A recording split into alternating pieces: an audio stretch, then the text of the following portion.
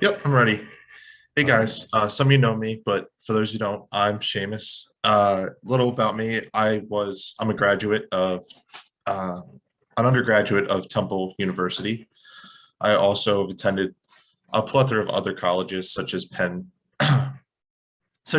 University of Pennsylvania, University of Illinois, Montgomery County Community College. I can give you a whole list later, but we don't have time for it.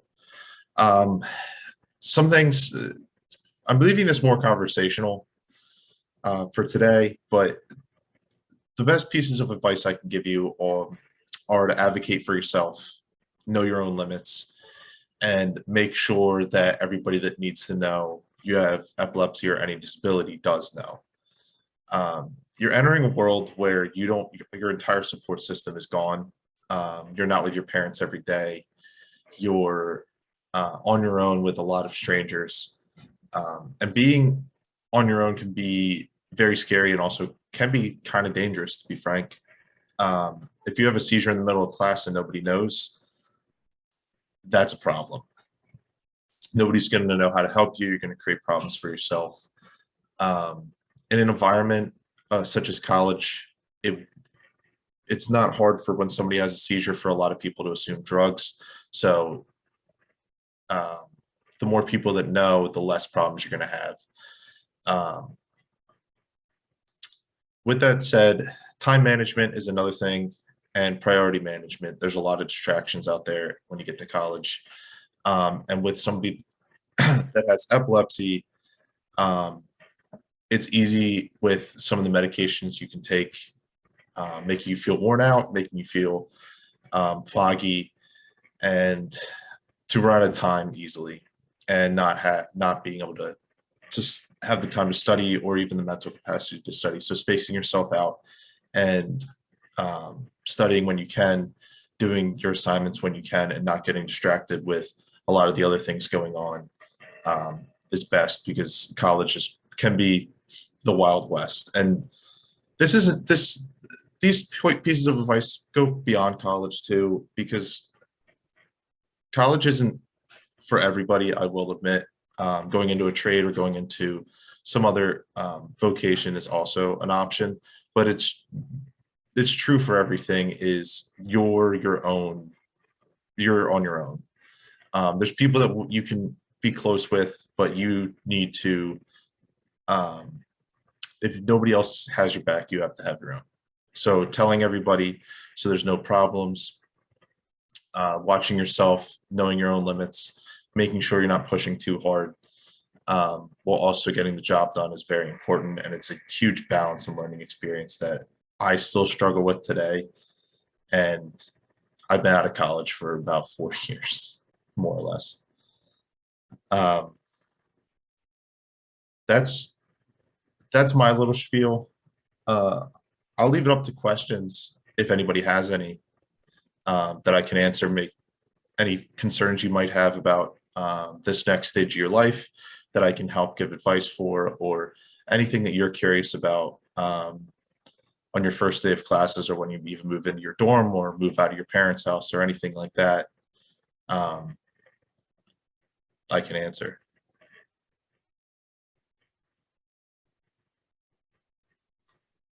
All right, we'll pause here for a brief moment to see if anyone has questions for Seamus specifically. You can also feel free to save those questions until the end.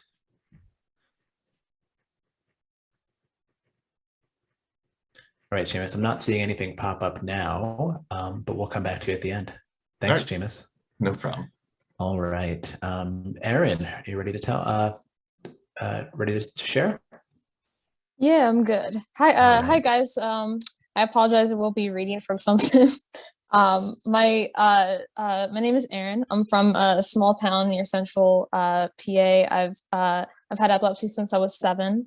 There's so many things to think about when you're looking for college. One piece of advice that I can give you is that, and I believe it's crucial, missed out on all the time. Meet with the nurse. Go beyond the disability resource center, but also meet with the nurse. Make sure they're familiar with epilepsy, and what would be great is to just ask them what they know. If they're not familiar with it, give them some information. It sounds a little bit above and beyond, and I would have thought so my senior year. Unfortunately, some medical professionals don't know that much, and when you're on a new campus, as Seamus said, you really have to be in charge of your own safety. And so having someone on campus, a medical professional who knows what they're doing and everything, can definitely help with that. So also, one thing I learned is you have to balance defiance with recognizing limitations. My senior year of high school, my whole IEP team, parents, nurses, they sat me down and they said, we don't think you should go to college. We think, or this year, they don't think, we think you need another year or two, and you're not ready. I felt in my gut that I could basically do it. I was sure I could do it, even when everybody was telling me not to. In that case, defiance really carried me through. I got into college, I studied abroad, my GPA went up, and unfortunately, you also, defiance, there's this kind of, we want to make sure you're also recognizing your limitations, or you're going to burn yourself out. So if you, I think basically, if you don't acknowledge the hill, you can't climb it. As much as I was raised to believe that you can be and do anything you want, but in a way that was not looking at my disability and looking, and if you can't see the limitations, you can't work your way around them. So that's something incredibly important that I learned. Lastly, I want to touch on remembering your mental health, and that it's okay not to be okay. It's okay to be socially behind. I was incredibly socially behind when I went to college, and everyone's on their own timeline. Everyone is finding their own strategies, having their own experiences. So it's okay to figure that all out. Acting on what you know, what you've learned, and having humility to ask questions are the essential steps to transition. I know I went through this a bit quick. I think that safety is something to not overlook. So definitely, as I said, talk to the people there, and also wear a medical ID if I think that's something that's important. Make sure someone around you knows, whether it's your roommate, someone that's around you that knows you have epilepsy. I kind of overlooked that for a while. It's important though. So that would be that would be my advice, I guess. Yeah. All right. Thank you, Erin. Next up, we have Matt. Hello, everyone. My name is Matthew Steele. I currently have had epilepsy since I was about 1.5 years old, and that was my worst seizure. Right now, I'm 6.5 years seizure-free, and I'm still on my medicines, but controlled, so I'm able to do things like drive. And right now, I live in King of Prussia, suburb of Philadelphia, and I also work there as well. So it's just a part of who I am. And two big parts for me was through school that I had to like adapt my epilepsy to were the studying and the social aspect. So I'm going to share kind of how I managed both of those despite living with epilepsy. So for me, I found out at a younger age how I kind of had trouble with learning and grasping some things, remembering the topics that we had talked about, and especially like writing clearly. So I thought, even when I was in like middle school or so, I need to find a different way to try to teach myself to kind of maintain this, to kind of remember this a little better.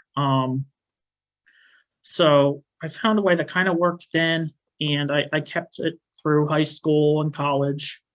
I graduated LaSalle University, which you see right here. It's in the A10 in 4 years. Came out with a 3.55 in business and a 3.18 overall. So my way worked for me, but everyone has something that works for them. It's just finding what that is.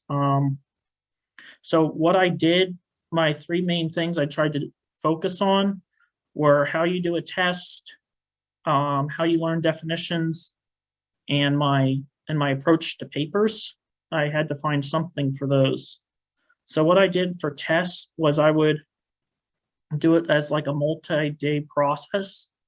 Each day I would do one new thing, and then I would repeat the stuff from the previous day. So I got it down pat. So the first day for the tests, I would create 10 fill in the blanks and probably like 10 to 20 matching. And then day 2, I would create 15 words I wanted to try to do definitions for. And I found through life that what works best for me for definitions is to put them on a flashcard, and on one side you write the word, and if you have time you also draw a picture, and then on the back you write on the line part you write the definition of the word. So that was day 2 was definitions. And then day 3 was multiple choice. So I would create like my own test. I would do like 25 questions, A, B, C, D, and get that stuff down in the previous stuff. And then day 4 was I would create lists. I would say, so for example, what are I would have to list the 7 operations, mathematical operations. And I was someone who always learned best by the acronyms. So a lot of us have been taught for, that topic, the please excuse my dear Aunt Sally. So that sort of thing always helped me remember the list better. And then the last day was the essay.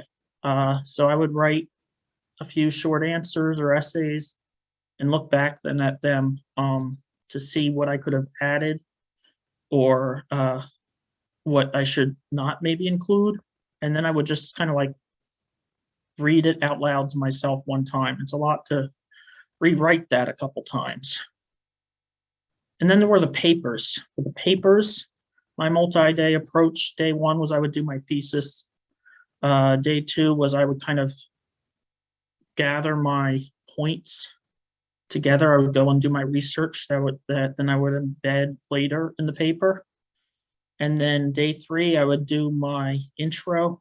Day 4, I would write my body of my paper. So day 5, I would write my conclusion. Day 6, I would get it reviewed by someone. And then I would, day 7, I would do make sure I had my references done right and like my footnotes done right, and then submit it. So that's how I got through the academic part of life. And since I took so much time, it took away some of the time for social stuff, and that was not my strength. But one thing that I did find helped me personally is there was a lot less fear amongst my friends and teachers and other kinds of people when I would inform them about my epilepsy. Like a little bit into knowing them, I would tell them, about my epilepsy, what seizures look like, and what they can do to help. So one instance that stuck out to me from college is my Students in Free Enterprise team had qualified for its first ever national competition. And we, as we were over there, we were staying up really late trying to memorize our parts because you had to have it to a certain time and end with certain words. And I was up really late trying to do that, and I had a seizure that night. But I had a friend there. He knew what to do, and there was a person on our team.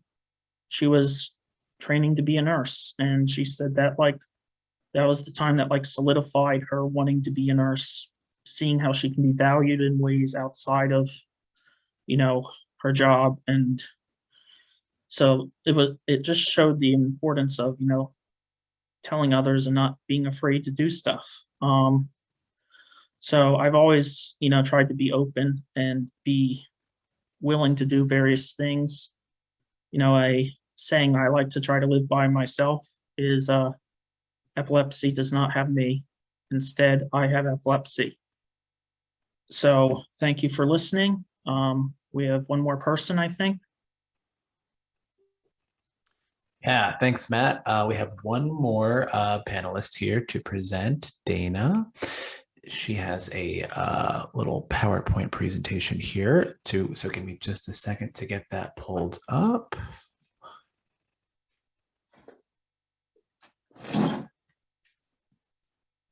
All right, Dana, whenever you're ready. Thank you so much, Andrew, and Matthew, Aaron, and Seamus. I could really relate to a lot of the stuff you guys were saying as well. But yeah, you can go to the next slide. So just a quick introduction. I was diagnosed with epilepsy at 11 years old, and I've been living with it ever since. It's generalized epilepsy. And I really kind of wanted to talk about, I wanted to kind of go through my story, but also kind of hit on certain things that I think are really important as you transition into a higher education in life after college, or, if you decide not to go to college or a trade or whatever, just that level of your life. So I wanted to kind of discuss mindset, because I think it's so important. You can go to the next slide. So just brief agenda is just that I would be going over driving, transportation, your career, and looking for work, moving out, relationships, and socializing, and drinking. Next slide. Sorry. So epilepsy and driving, it's always a big conversation piece. When I was growing up in high school, my medication actually worked for me, so I was able to get my license. But when I turned 18, I switched medications, and of course, sure enough, as I'm sure a lot of you know who do have epilepsy, whenever you switch a medication, you run the risk of having a seizure, which is obviously what happened to me. So my entire 20s was kind of in and out of driving, and for the most part, I haven't had my license for the past 7 years now. And for the longest time, I really didn't know how to adjust to that because of where I lived. I needed a car to get around. But some of the solutions I found that helped me was I ended up getting a job in the city, which there's tons of public transportation that's readily available for me.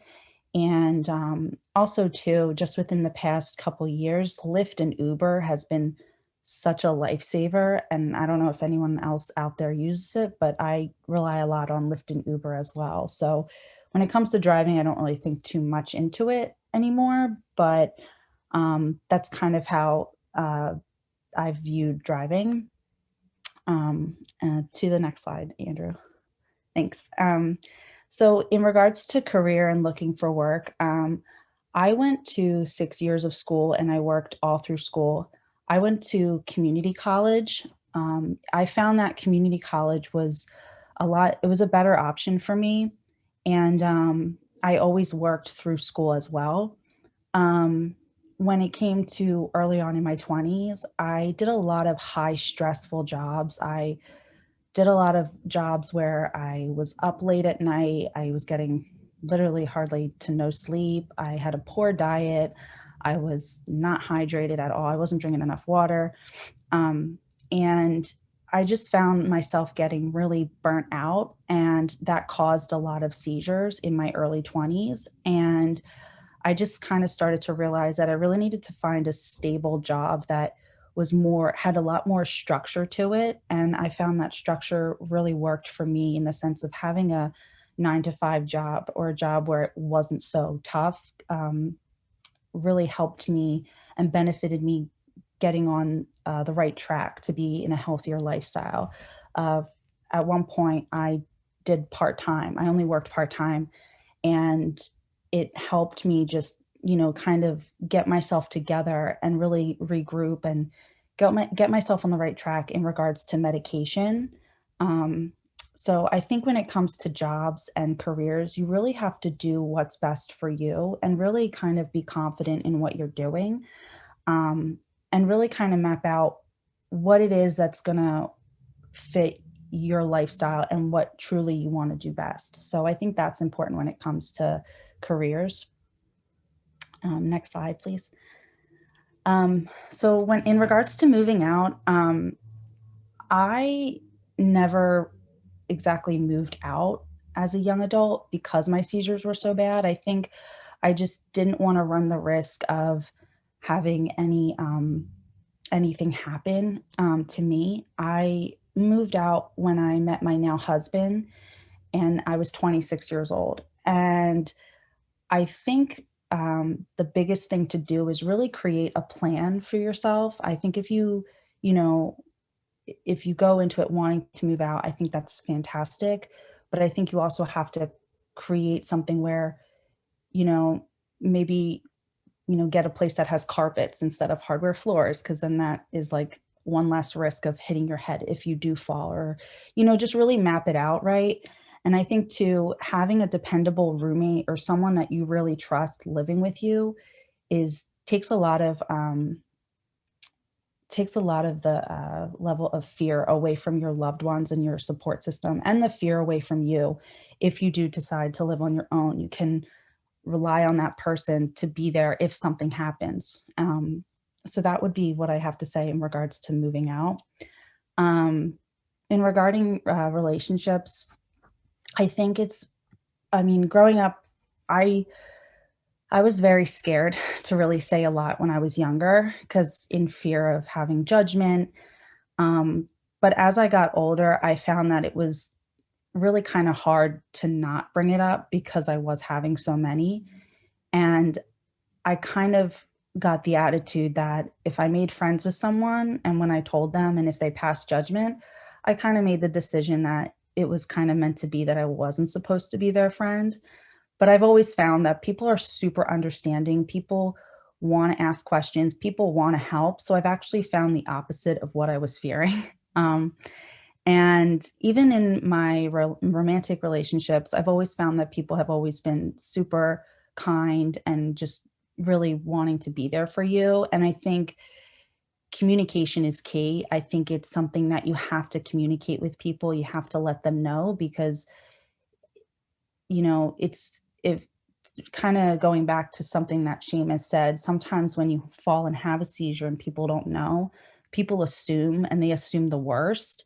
And that's why I think it's really important to communicate, your situation, so that, if something were to happen, they can, help you properly, and they know what to do. It's very important.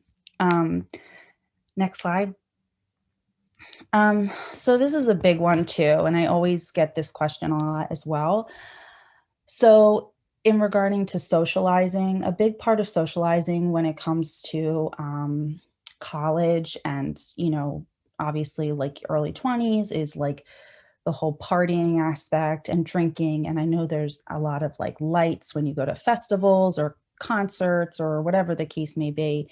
My personal experience, I never drank until I was 21. I know not everyone follows that rule when they're in college, but I never drank till I was 21. And when I did, I never went out and went crazy. I was just very conscious of what was going on with me medically at that time. And I think I just didn't want to open up those doors of putting myself in a situation where, I start drinking because I want to have a good time, but yet, I have a seizure. And that was just something it just never appealed to me.